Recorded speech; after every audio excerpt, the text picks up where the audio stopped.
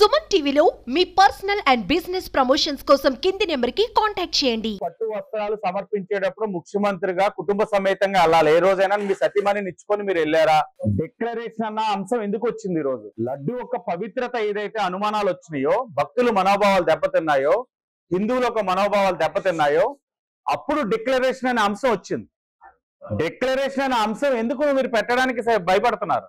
మీరు నిజాయితీగా మీరు చేశారు, మీకు ఏ ఇబ్బంది లేదన్నప్పుడు డిక్లరేషన్ అన్నది ఇవ్వడానికి ఎందుకు భయపడుతున్నారు అయితే మాకైతే అర్థం కావట్లా. కేవలం రాజకీయానికే తిరుమల తిరుపతి వెంకటేశ్వర స్వామిని వాడుకుంటారు అని అంటే మాత్రం ఒప్పుకునే పరిస్థితులు ఉండవు. అలాగే ఆయన అంటా ఉన్నారు, నన్ను ఆపుతా ఉన్నారు ఇన్నిసార్లు వెళ్ళాను తిరుపతికి అని. ఆయన ఆపలా. అక్కడ అల్లర్లను ఆపుతామన్నాం, సమావేశాలు ఆపుతామన్నాం. ఆయనగా ఏ విధమైన ఇబ్బందులు కలగకుండా, ఎక్కడ కూడా ఈ మతాల మధ్య చిచ్చుపడే విధంగా మాట్లాడకుండా ఉంటే ఆయన ఎవరు ఆపాల్సిన అవసరమే లేదు. ఎన్నిసార్లు వెళ్ళిన వ్యక్తి ఈ రోజు వెళ్తే కొత్త ఏంటి? కానీ ఈ రోజు లడ్డు పవిత్రత అనే అంశం వచ్చినప్పుడు ఇబ్బంది, దాని మీద ప్రజలకి సంజాయిషి ఇచ్చుకోవాల్సిన అవసరం గత ముఖ్యమంత్రిగా ఉన్నప్పుడు, నువ్వు హిందువుల యొక్క మనోభావాలు దెబ్బతిన్నప్పుడు నువ్వు డిక్లరేషన్ మీద సంతకం పెడితే ఎంత విశ్వాసం ఉండేది, ఎంత నమ్మకం పెరిగేది. కానీ మీరు అది పెట్టడానికి ఎందుకు మొహమాట పడుతున్నారంటే మీరు హిందూయిజాన్ని నమ్మరు, హిందువుల్ని నమ్మరు. మీకు మా సాంప్రదాయ సనాతన ధర్మం పైన మీకు విశ్వాసం లేదు కాబట్టి మీరు సంతకం పెట్టడానికి వెనకడుగు వేస్తా ఉన్నారు. నేను ఒకటి అడుగుతాను, ఆయన మీడియా వాళ్ళు అడిగిన దానికి నేను మానవత్వాన్ని నమ్ముతాను అని అంటున్నాడు. ఎక్కడుంది? హిందూ మతాన్ని ఆచరిస్తాను, అనుసరిస్తాను, క్రైస్తవ మతాన్ని అనుసరిస్తాను, ఆచరిస్తాను. నా మతం ఏంటో అడుగుతాను. నా మతం మానవత్వం. అదే మానవత్వం. ఎలాంటి మానవత్వం? బాబాయిని చంపేసిన మానవత్వం, సొంత చెల్లిని ఇంట్లోంచి నెట్టివేయబడింది మానవత్వమా? లేకపోతే వాళ్ళ బాబాయ్ కూతురు న్యాయం కోసం పోరాడితే చంపి వేయించేస్తానని చెప్పి భయపెట్టడం మానవత్వమా? ఎక్కడా మానవత్వం? మానవత్వం గురించి మాట్లాడే హక్కు ఆయనకి కానీ ఆ పార్టీకి కానీ లేదు. అడ్డగోలుగా ఆ మానవత్వం అన్న పేరులోనే, ఆ ముసుగులోనే ఎంతమందిని వేధించాడు, ఇబ్బందులు పెట్టాడు రాష్ట్రంలో. ఎంతమంది 30,000 మంది మాయమైపోయారు ఈ రాష్ట్రంలో. పవన్ కళ్యాణ్ గారు పదే చెప్పేవారు మానవత్వం అనడానికి ఆయనకి హక్కే లేదు. 4 గోడల మధ్యన ఆయన ఏదైనా నమ్ముకోనివ్వండి, బయటకు వచ్చిన తర్వాత హిందువుల్ని కూడా నమ్ముతాను, నాకు హిందూయిజాన్ని కూడా నమ్ముతాను, సనాతన ధర్మాన్ని కూడా నమ్ముతానంటే స్వాగతిస్తాం. కానీ మీరు చేసింది ఏంటి? అక్కడ లడ్డు అనే పవిత్రత అంశంలో సనాతన ధర్మానికి ఇబ్బంది కలిగే విధంగా, మనోభావాలు దెబ్బతినే విధంగా మీరు చేసినప్పుడు పైకి డిక్లరేషన్ మీద సంతకం పెట్టే వెళ్ళాలి. అది జరిగినప్పుడే మనం కూడా హుందాగా రాజకీయ వ్యవస్థలు ముందుకెళ్ళడానికి ఉంటుంది. లేకపోతే జనాలు కూడా చేదరించుకుంటా ఉన్నారు. ఏంటి రాజకీయంగా 5 సంవత్సరాలకు ఒకసారి పరిపాలించే అవకాశం ఇస్తే ఏంటి కాసులు కక్కుర్తిపడే ఇదే చేసే పని అని. ఈరోజు చంద్రబాబు నాయుడు గారు, పవన్ కళ్యాణ్ గారు ముమ్మాటికి కరెక్ట్ గా ప్రవర్తించారు. జగన్మోహన్ రెడ్డి గారిని మేము ఎక్కడా ఆపలేదు.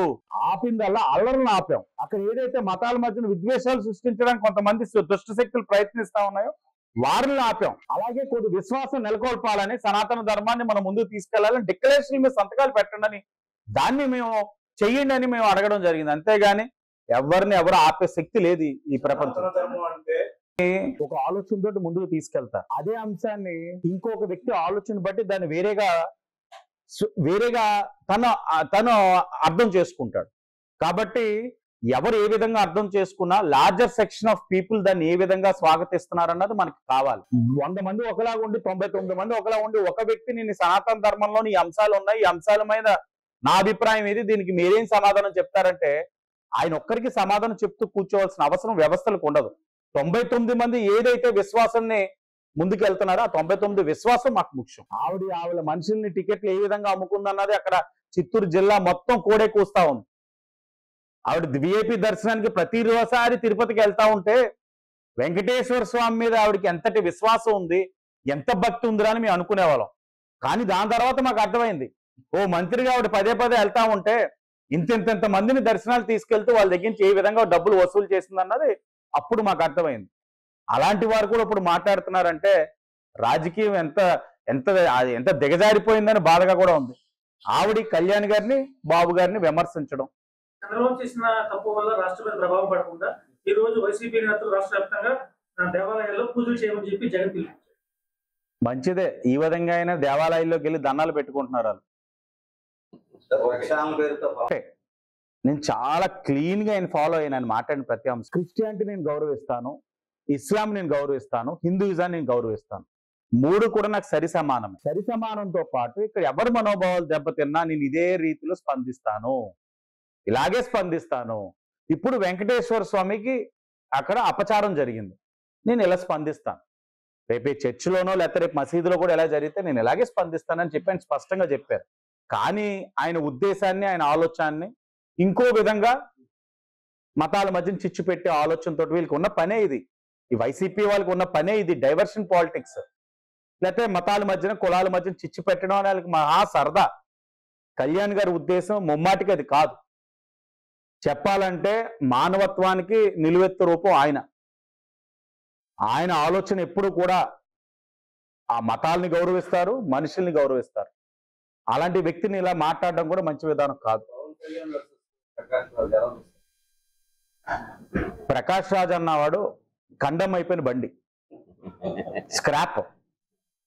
నిన్న కూడా నాకు కొంతమంది ప్రకాష్ రాజ్ అని అడిగారు, సినిమాలు లేవు, నీ మాటలకు విలువ లేదు, నేను ఎవరు పట్టించుకుంటలేదు. పవన్ కళ్యాణ్ గారి మీద ఆ రాయన్న పువ్వు వేసాడు, మేము రాలేసిన పువ్వుల కింద తీసుకుంటా ఎన్డీఏ వాళ్ళు. ఇప్పుడు మాట్లాడుతున్నాం ప్రకాష్ రాజ్ గురించి, చాలు కదా, ఆయనకి కావాల్సిన పబ్లిసిటీ వచ్చేసింది, అందరూ మాట్లాడుకుంటున్నారు. ప్రకాష్ రాజ్ గారు ఏమన్నారు కళ్యాణ్ గారు, నేను కళ్యాణ్ గారు ఎక్కడా, ఈయన ఎక్కడా మాట్లాడుతున్నారు కదా, అదే కావాలి వీళ్ళకి. వీళ్ళు ఉంటారు కొంతమంది నిరుద్యోగులు అనుకోండి, ప్రతి ఒక్క ట్రేడ్ లో కూడా.